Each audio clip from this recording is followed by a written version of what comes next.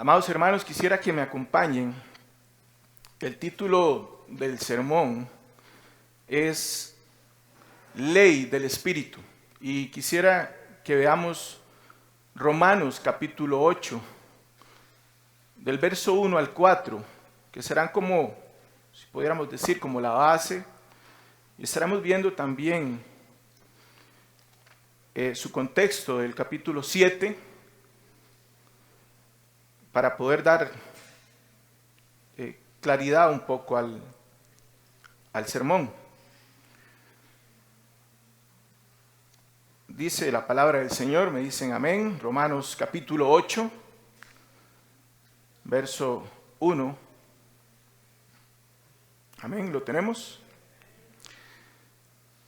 Dice, por tanto, ahora no hay condenación para los que están en Cristo Jesús, los que no andan conforme a la carne, sino conforme al Espíritu. Porque la ley del Espíritu de vida en Cristo Jesús te ha libertado de la ley del pecado y de la muerte. Quisiera hacer referencia, algunos escritos más antiguos expresa cuando dice que la ley del Espíritu de vida en Cristo Jesús te ha libertado, dice, me ha libertado. Entonces, quisiera que piense un poco en eso, cuando dice este texto, que ese Espíritu de vida en Cristo, dice, lo ha libertado, le ha dado libertad. Esa libertad, dice el texto, lo ha libertado de la ley del pecado y de la muerte. Pues lo que la ley no pudo hacer, ya que era débil por causa de la carne, dice, Dios lo hizo, enviando a su propio Hijo en semejanza de carne de pecado y como ofrenda por el pecado. Condenó al pecado en la carne para que el requisito de la ley se cumpliera en nosotros, que no andamos conforme a la carne, sino conforme al Espíritu. Quisiera iniciar contando un hecho histórico con respecto a la esclavitud.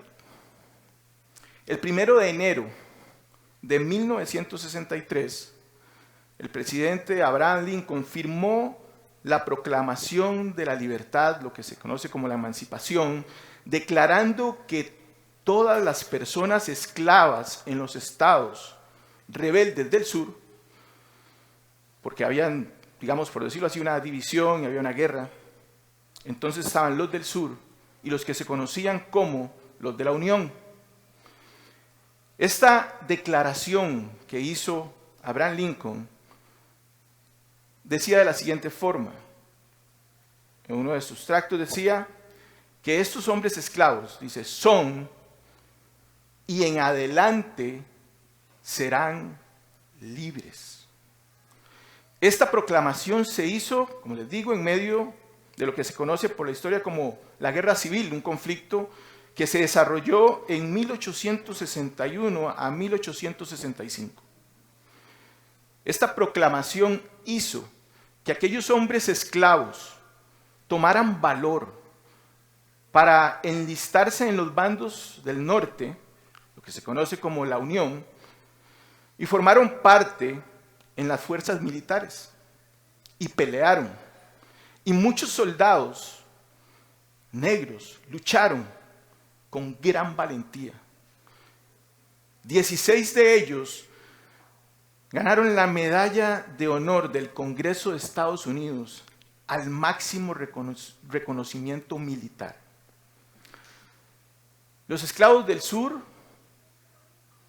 antes de esta proclamación, estaban condenados a vivir oprimidos, condenados al maltrato, a trabajar arduamente en los campos y eran tratados como si no fueran personas, tratados como animales de carga.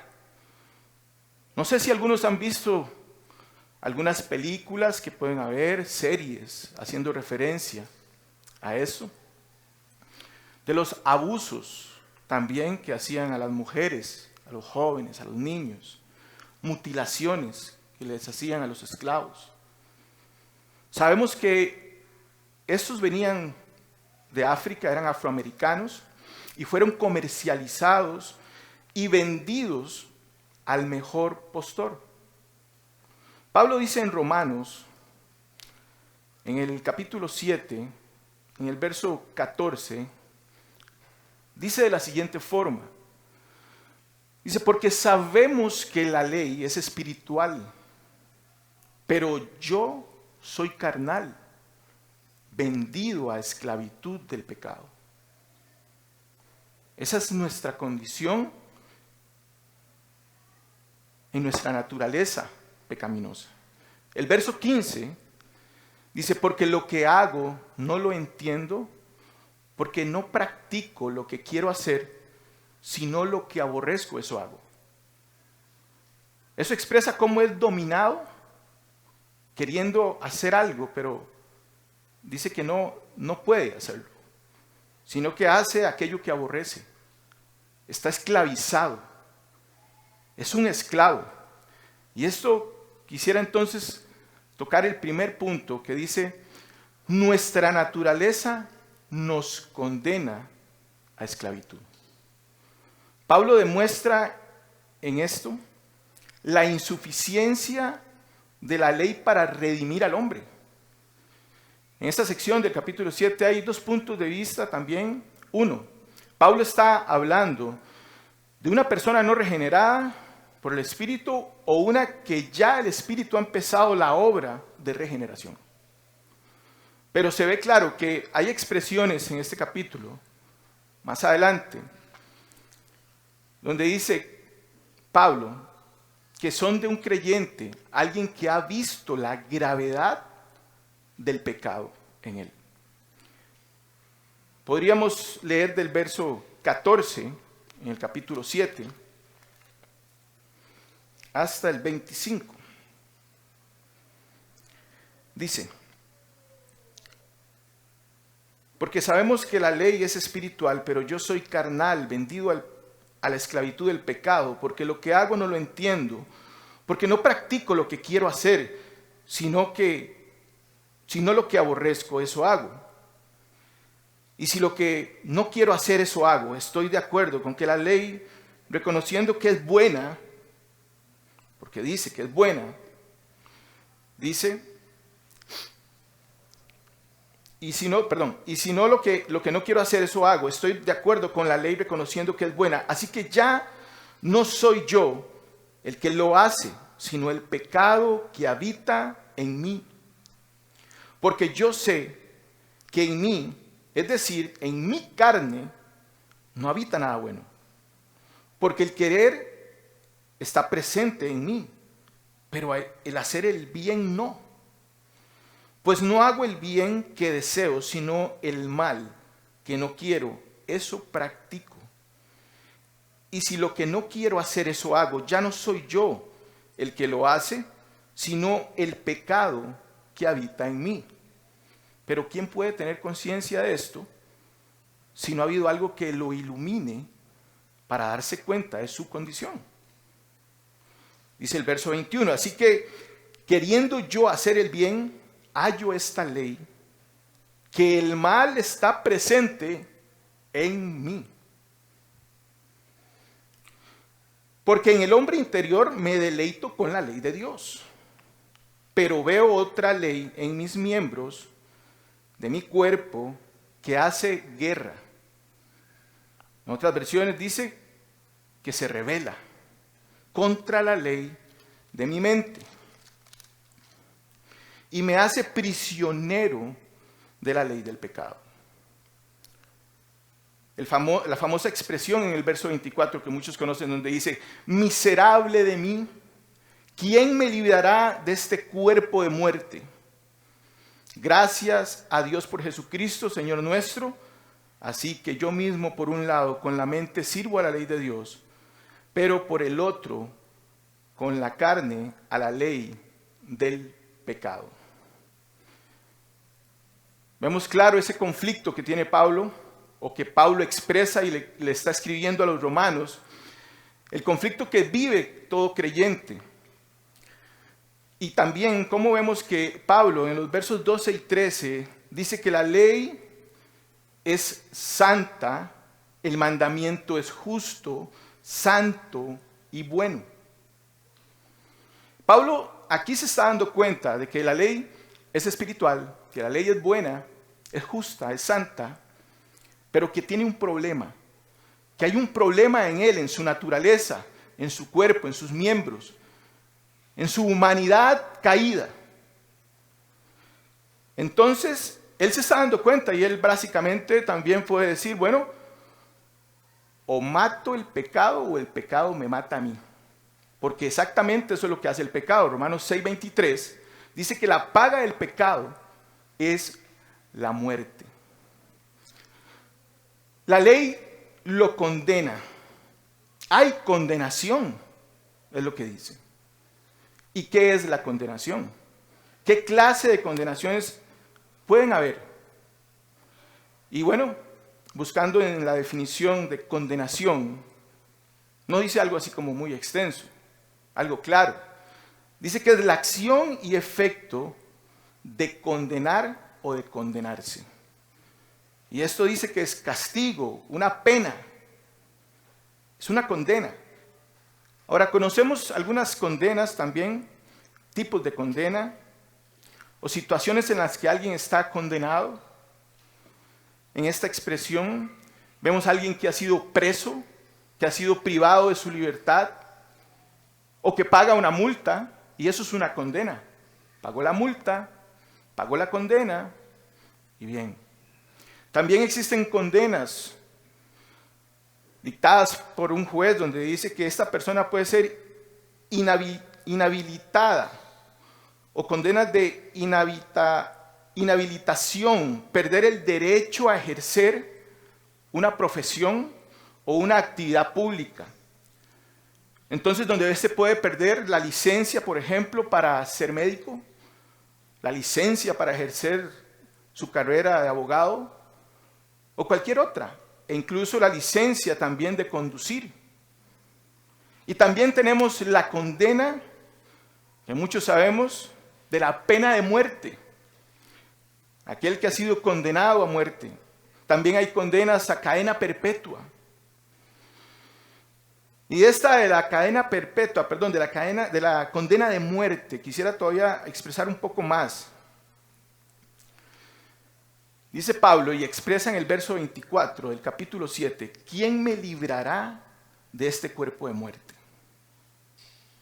Algunos comentan, pero también no pueden estar seguros, que quizás Pablo, cuando hace esta referencia al cuerpo mortal, en esta expresión, en el 24, pudo haberlo tomado de una práctica que había en el pueblo romano de encadenar o amarrar o unir a un condenado, a un prisionero, a un preso, a un cuerpo muerto.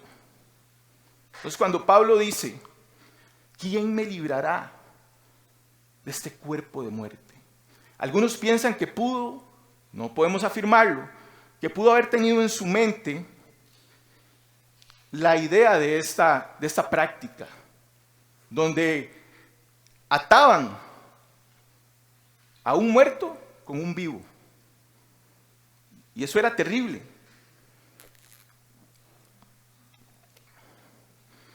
Hay una historia o un relato que se llama La Eneida, obra de un hombre Virgilio, un poeta, en la historia donde describe un cruel caudillo, un hombre muy poderoso, un rey, que solía hacer eso.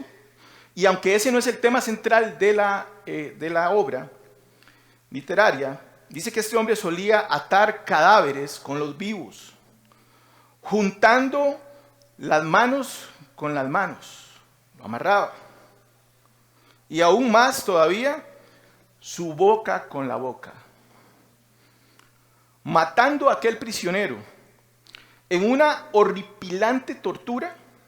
Nada más imagínense, una muerte agónica, en una horripilante forma de morir por varios días, cubierto después de los líquidos que salen de ese cuerpo en descomposición, sangre, pus, y ahí disculpen, pero quiero que imaginen esa escena, esa condena, ese castigo. No se sabe si Pablo tenía en mente esto en realidad cuando escribió esto, haciendo referencia al cuerpo de muerte. ¿Quién me librará de este cuerpo de muerte? Pero es una muy buena ilustración de la angustia que tiene un verdadero creyente a tener ese remanente de pecado que sigue acechando en su vida. Ese olor putrefacto, hermano, del cual usted ahora es consciente, antes no, pero del cual usted ahora es consciente, de que está ahí, el cuerpo de muerte, descomponiéndose, en descomposición, atado a él. Hay un remanente que claramente la Biblia nos enseña, que todavía estamos con ese remanente. Yo les decía a los hermanos, creo que fue un martes acá reunidos, que qué hace usted cuando va por la calle o llegando a su casa o qué sé yo, y usted viene y tiene la suerte de pararse en una, ¿verdad? Un regalito de esos que dejan los animales, ¿verdad? Los perros, ¿verdad? En excremento. Y usted tiene la suerte de pararse ahí y usted se da cuenta que usted se paró ahí porque de una u otra forma o sintió muy resbaloso el pie o le llega el olor. Pero una vez que usted se da cuenta de eso, una vez que usted es consciente de que está embarrado de eso, de la caca del perro, entonces usted inmediatamente comienza a sentirse incómodo, disconforme, y usted comienza a ver, si no está en su casa, usted comienza a buscar la manera de cómo limpiarse y de cómo quitarse eso, porque eso es desagradable, eso huele mal, usted no lo quiere, usted no lo quiere ahí.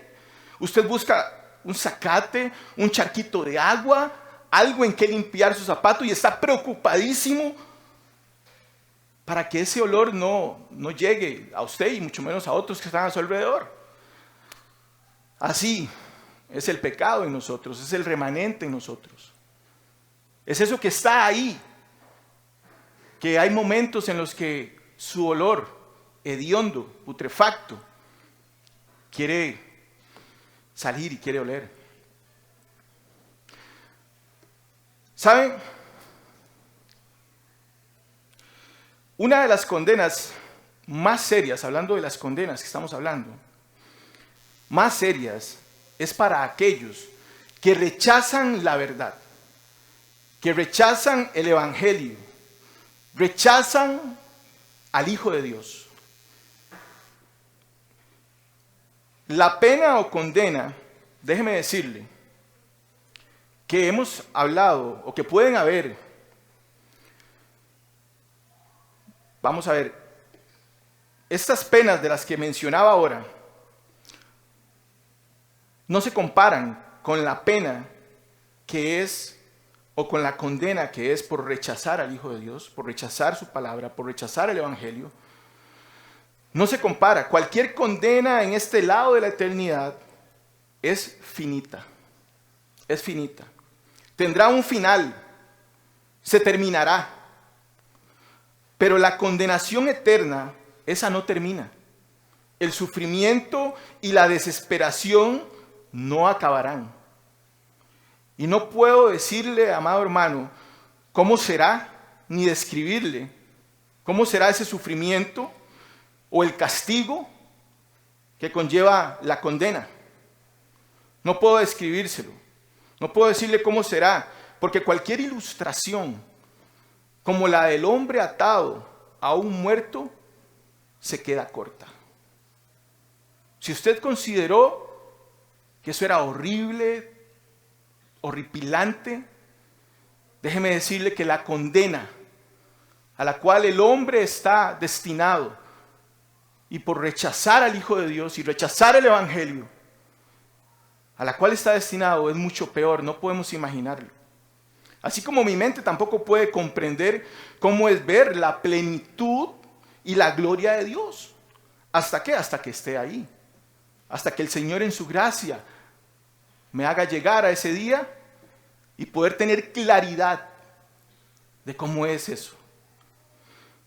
Así, de esa misma manera y de la misma forma es la ira, el juicio de Dios. Solo estando ahí te darás cuenta qué tan severa será esa condena eterna de la cual no se acaba.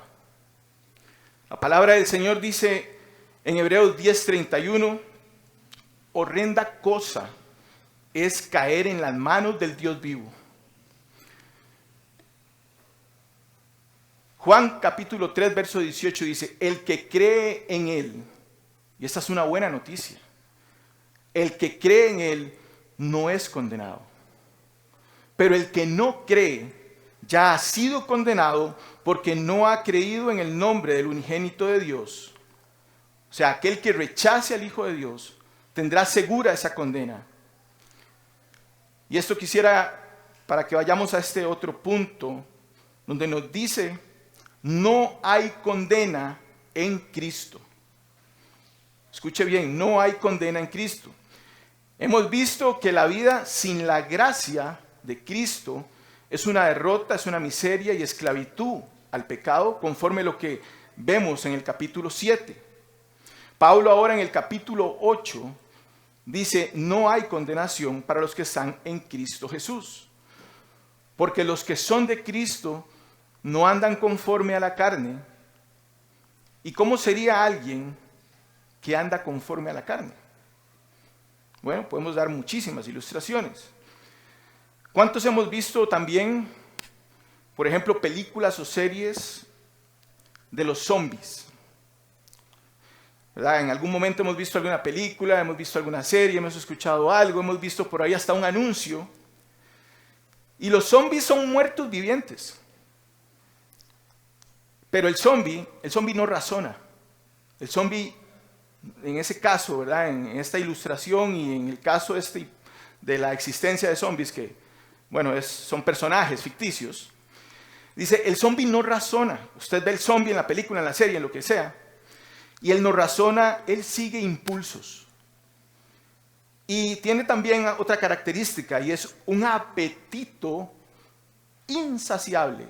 Él viene, y por ejemplo, usted ha visto que atacan a humanos, a seres vivientes, ¿verdad? A otros realmente vivos o animales, y ellos van y se lo devoran, comen sus vísceras y todo eso, y después de ahí, si pueden, y se topan otros, se lo comen, y ahí van, y ellos no se sacian.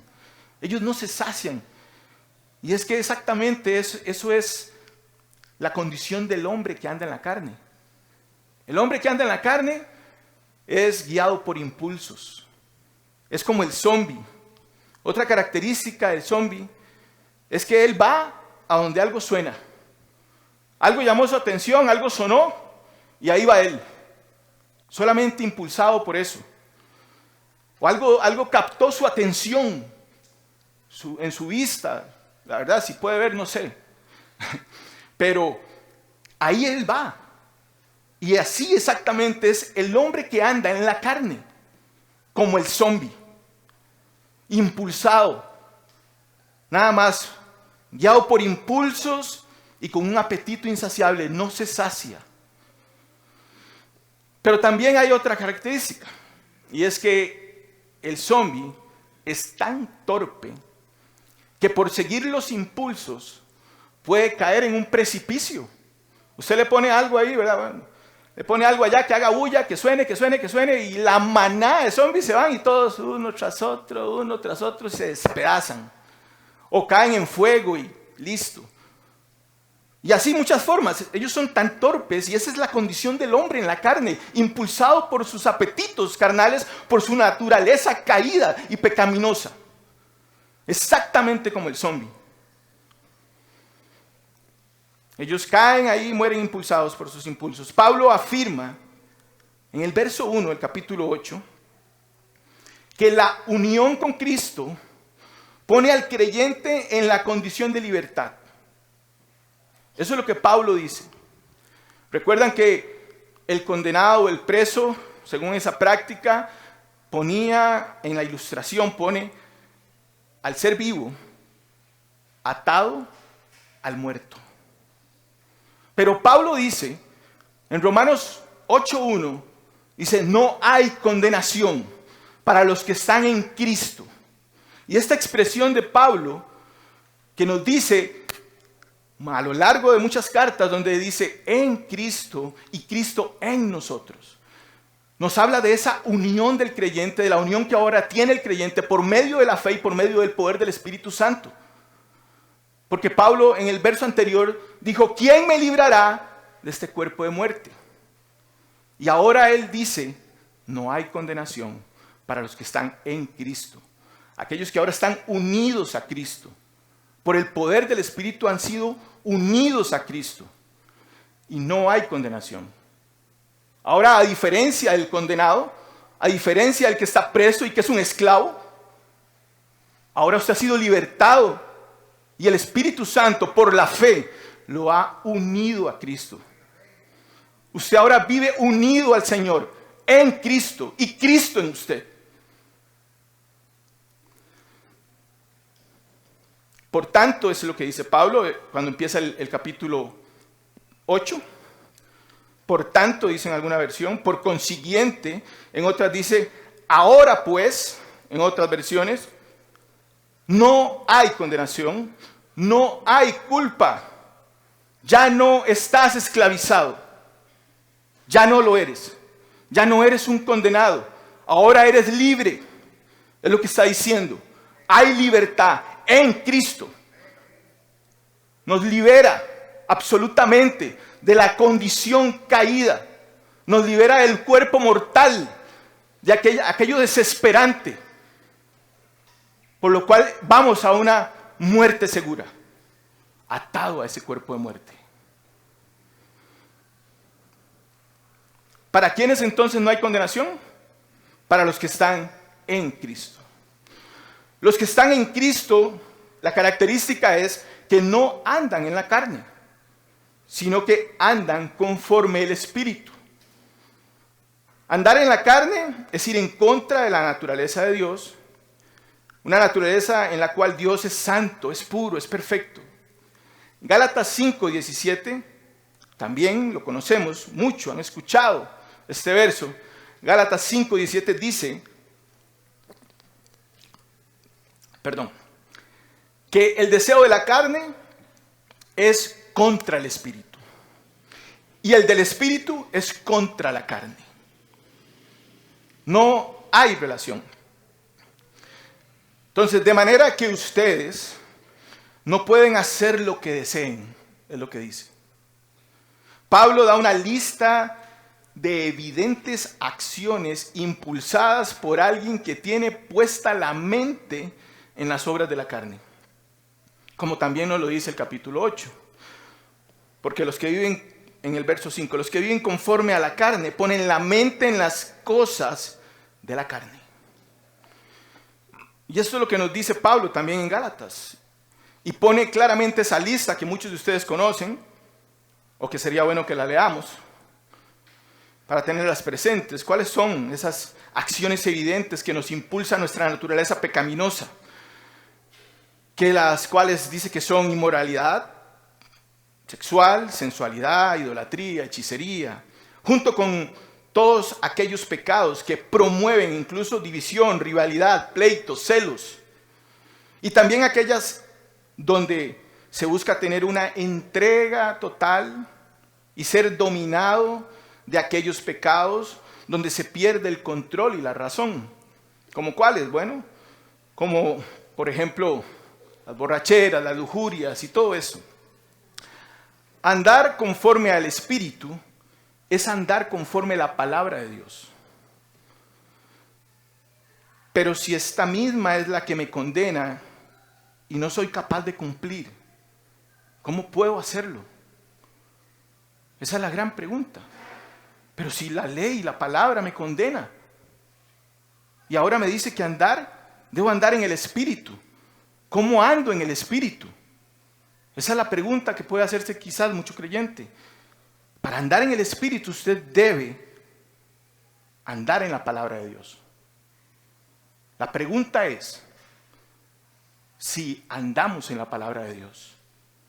Porque quizás muchos pueden considerar que se sientan espirituales, pero no están andando en la palabra. Y es inseparable la ley, la palabra, la cual Pablo dijo, la ley es buena, justa, el mandamiento es santo y bueno. E incluso dijo, la ley es espiritual. Entonces quiere decir que es inseparable. La palabra de Dios fue exhalada por Dios e inspirada, es lo que quiere decir, por su Espíritu.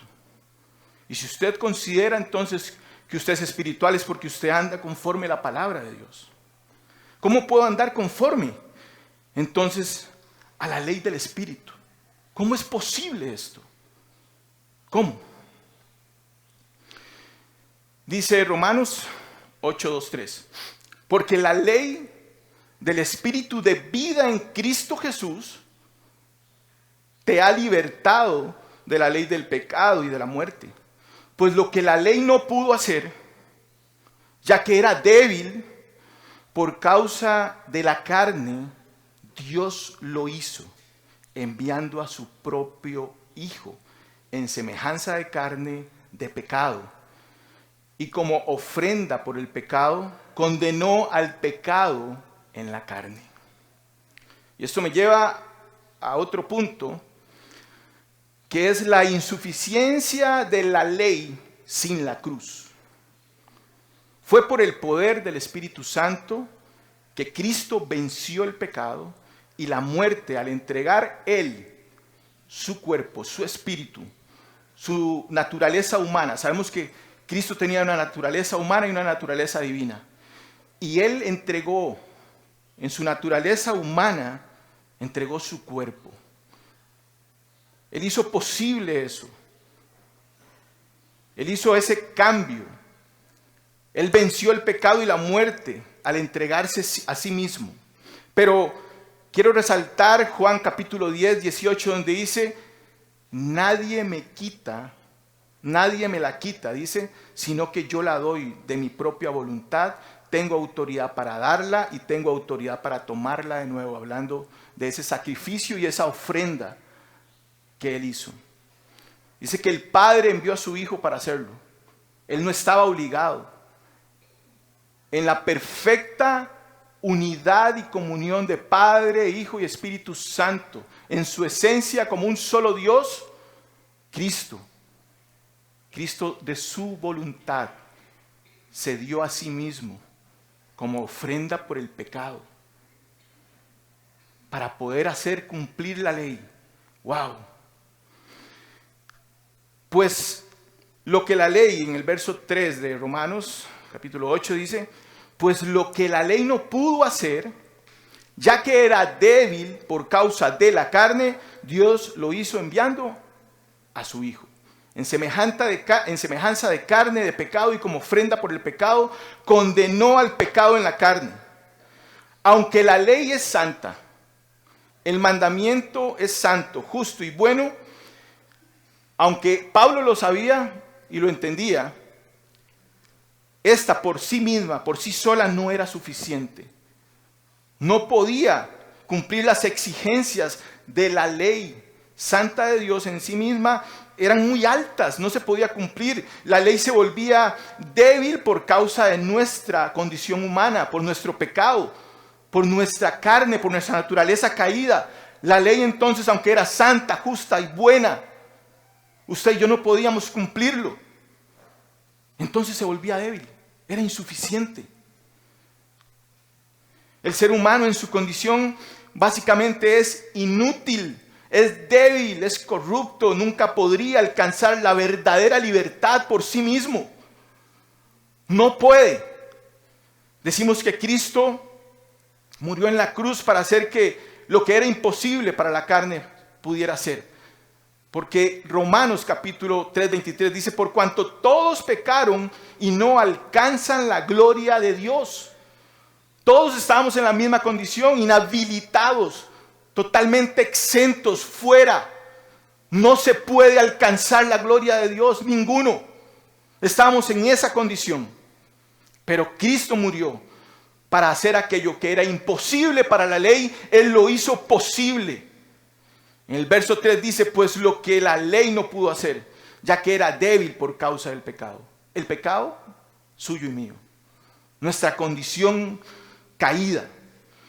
Dios lo hizo enviando a su Hijo, a su propio Hijo, en semejanza de carne. Él tomó la forma de carne.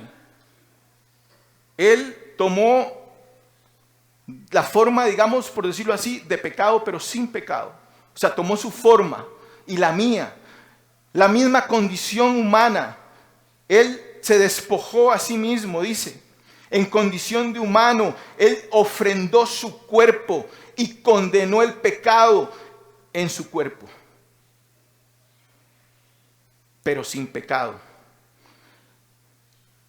Él vivió como un mortal en un mundo caído, con todas las mismas presiones que usted y que yo.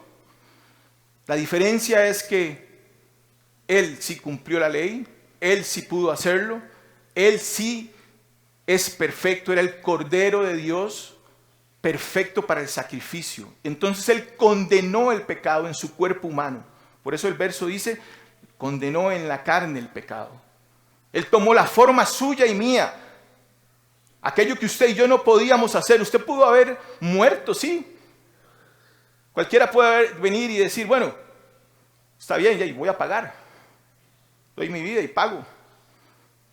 Pero su condición, que es una condición caída, no permitiría jamás que su sangre pueda pagar el precio que había que pagar.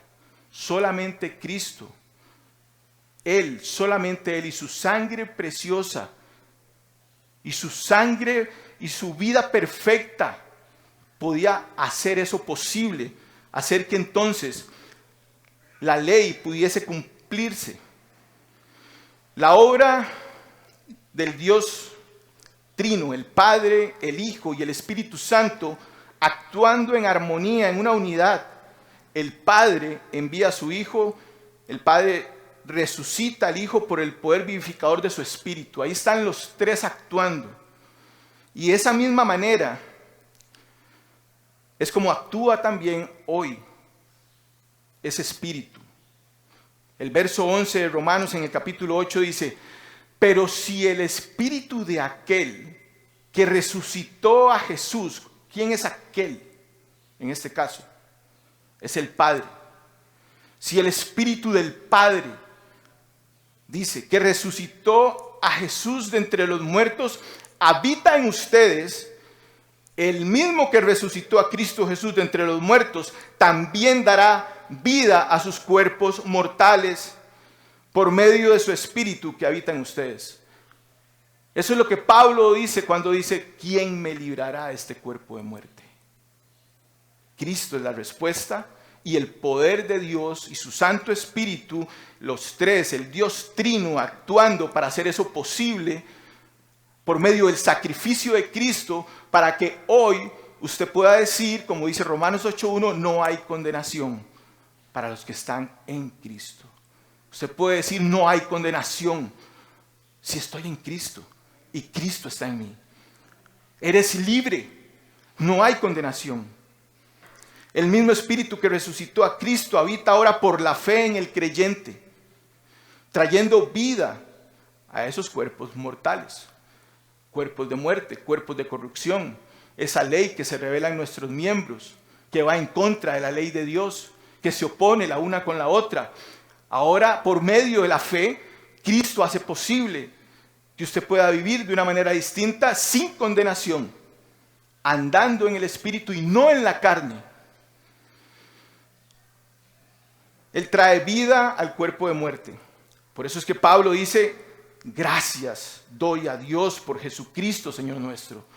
Porque entiende que esa miseria en la que Él estaba, esa miseria en la que Él expresa de su cuerpo mortal, de su muerte, ahora encuentra la victoria en Cristo, por medio de la fe y por medio del Espíritu Santo, el cual también podemos ver a través de la palabra de Dios. Ahora Él ha sido unido a Cristo y eso es lo que lo hace a Él poder vivir, andar en el Espíritu. La obra inicial en el creyente, esta obra inicial que es por la fe, Dios es quien da ese don para arrepentimiento y fe. Efesios 2:8 nos dice que somos salvos por gracia por medio de la fe. Ese es el inicio.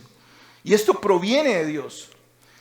En el verso 31 de Romanos, en el capítulo 3, Pablo dice, ¿anulamos entonces la ley por medio de la fe? De ningún modo, dice. Al contrario, dice, confirmamos la ley. Confirmamos la ley.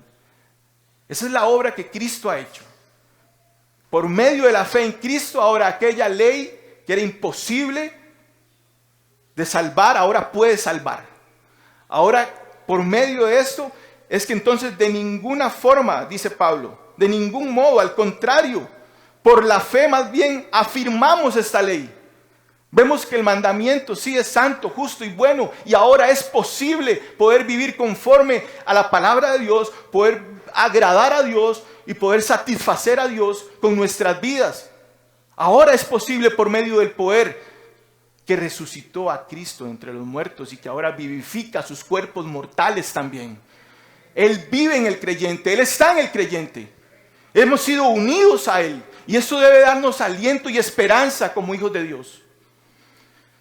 El creyente vive. Eso me lleva a este cuarto punto. El creyente vive por la ley del Espíritu. Vive por la ley del Espíritu. Romanos 8:4 dice, para que el requisito de la ley se cumpliera en nosotros. Que no andamos conforme a la carne, sino conforme al Espíritu. Para que el requisito de la ley se cumpla en nosotros. Una persona esclava no tiene decisión propia. Alguien que paga una pena en prisión o ha perdido sus derechos a elegir y tomar decisiones como una persona libre. No puede. Usted está preso. A usted lo rige ahora algo que lo está dominando. Está esclavizado a aquello. Usted perdió la libertad, perdió sus derechos, es un esclavo, está preso, está condenado. Esa es la condición. ¿Ok? Para tomar decisiones como persona libre. Pero ahora en Cristo, usted está unido a Cristo y dice que no anda conforme a la carne, sino conforme al Espíritu. Ahora es libertado por Cristo. El Espíritu de vida en Cristo Jesús te ha libertado. Dice, me ha libertado de la ley del pecado y de la muerte.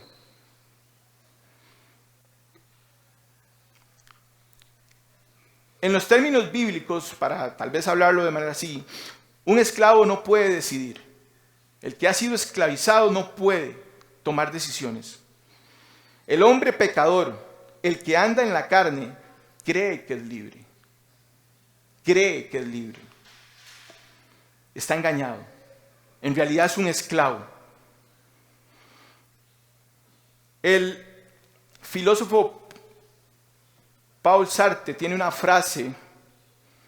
Dice, el hombre está condenadamente, dice, a ser libre. O sea, ¿qué quiso decir él con eso? Porque es una paradoja. Está condenadamente a ser libre. Él cree que es libre, pero esa libertad en la que él cree que él vive, en realidad es una condena que no lo deja ser libre. Más bien, él es libre, pero siempre para escoger lo malo. Él es libre siempre para andar en la carne. Él es libre siempre para hacer el mal. Él no escoge a Dios, él no puede escoger a Dios. Él está incapacitado, él está esclavizado. Pero el creyente ha sido libertado en Cristo y ahora no hay condenación.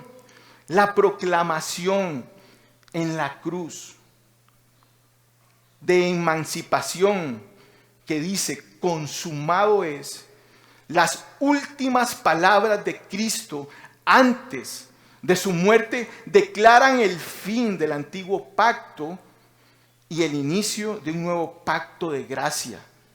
Para todo aquel que cree, no se perderá, sino que tendrá vida eterna.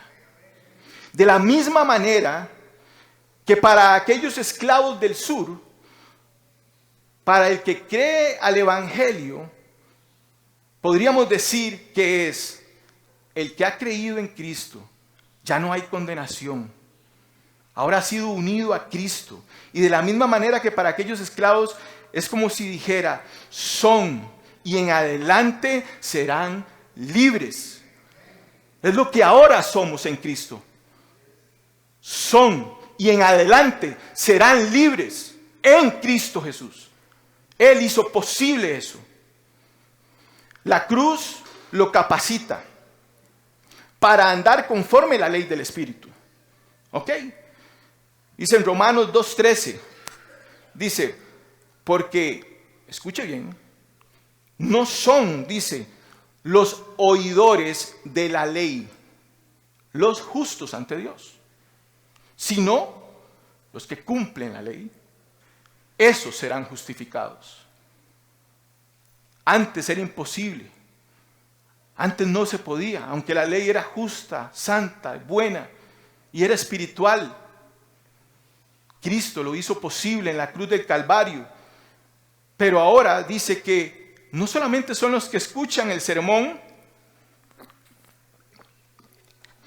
los que escuchan un video en YouTube, sino que aquellos que la cumplen, esos son justificados. Eso es andar por el Espíritu. No es solo escuchar. El creyente está llamado a practicar lo que escucha en la ley de Dios. A eso hemos sido llamados y por eso fuimos capacitados y por eso murió Cristo y es suficiente. Y usted ahora ha sido unido a Él y su Espíritu opera en usted. El mismo Espíritu que levantó a Cristo de los muertos está operando en ese cuerpo de muerte para vida eterna.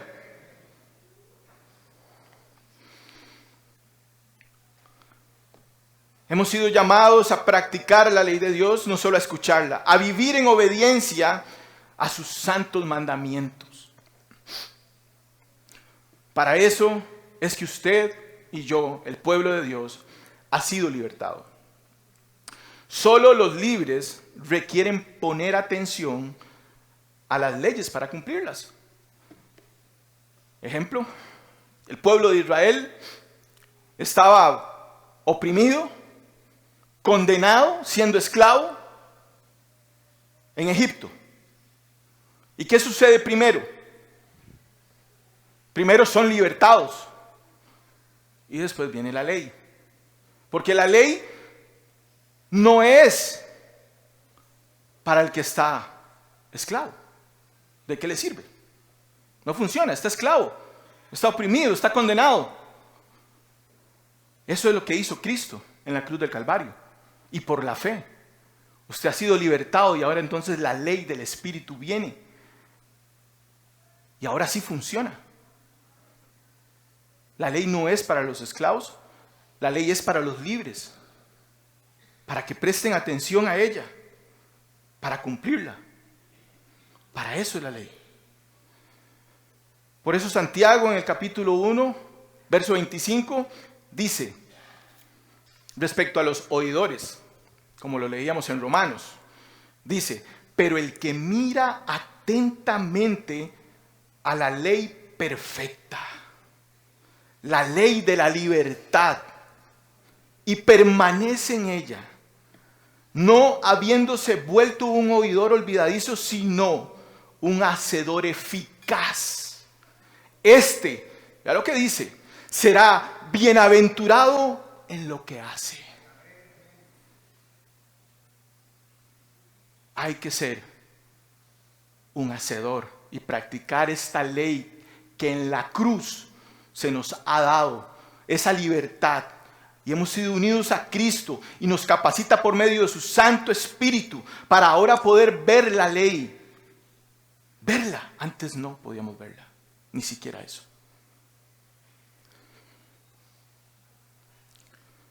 Solo los ciudadanos que están libres deben mirar con atención, esto es una ilustración, las leyes. ¿De qué le sirve al que está preso? ¿De qué le sirve al que está esclavo? Solo el que es libre, dice el ciudadano que está libre, debe mirar con atención las leyes, porque el que conduce debe mirar bien las leyes de tránsito. Estas aplicaciones o ilustraciones las aprendí de un pastor, las leyes de tránsito, ¿sí? Que ustedes conocen.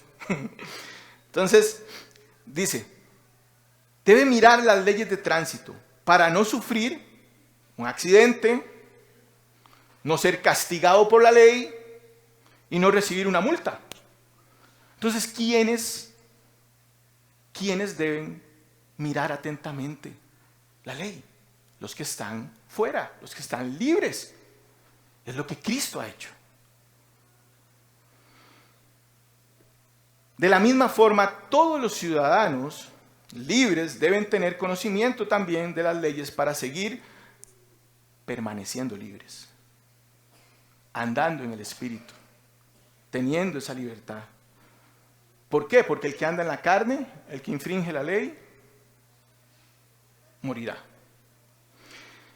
Pero de la misma forma, entonces, los que están libres permanecen en esas leyes para poder seguir siendo libres, poder seguir disfrutando esa libertad que han recibido. No solo permanece libre, sino que Santiago dice que será bienaventurado en lo que hace.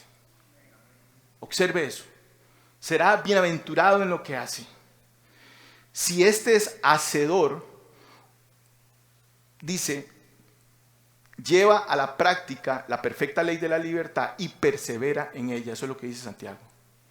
Si es hacedor, si persevera en ella, si la lleva a la práctica, entonces será bienaventurado en todo lo que hace.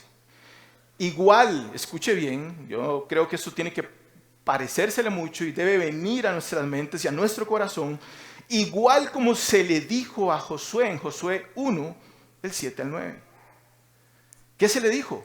Procura, cuídate de cumplir toda la ley. No te desvíes de ella, no te desvíes de ella, de la ley.